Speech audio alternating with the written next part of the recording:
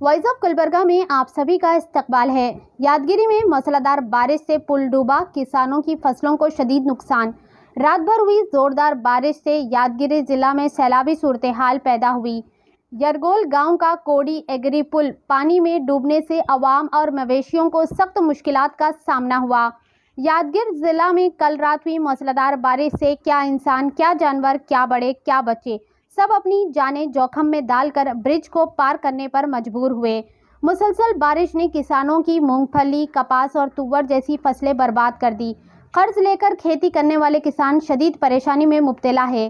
सामाजिक कारकुन उमेश के मदन्ना ने पुल की बुलंदी बढ़ाने और नदी नालों की सफाई के साथ साथ किसानों को फौरी मुआवजा देने का मुतालबा किया। इन्होंने इल्ज़ाम लगाया कि पुल की बुलंदी के मामले में जिला इंतजामिया और अवामी नुमाइंदों ने लापरवाही की है, जिसकी वजह से हर साल अवाम को मुश्किलात उठानी पड़ती है।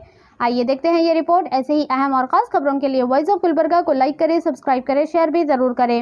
ಯಾದಗಿರಿ ತಾಲೂಕಿನ ಯರಗೋಳು ಗ್ರಾಮದಲ್ಲಿ ಸ್ವಲ್ಪ ಮಳೆ ಬಂದರೂ ಸಾಕು ಪ್ರತಿ ವರ್ಷ ಏನಾದರೂ ಕೋಡಿಗೆರೆ ನೀರು ಹೋಗ್ತಕ್ಕಂಥ ಪರಿಸ್ಥಿತಿ ಅದ. ಅಷ್ಟೇ ಈ ಕಡೆ ಯಾರು ತಿರುಗಾಡಲಾರ ಪರಿಸ್ಥಿತಿ ಮಾಡಿದೆ.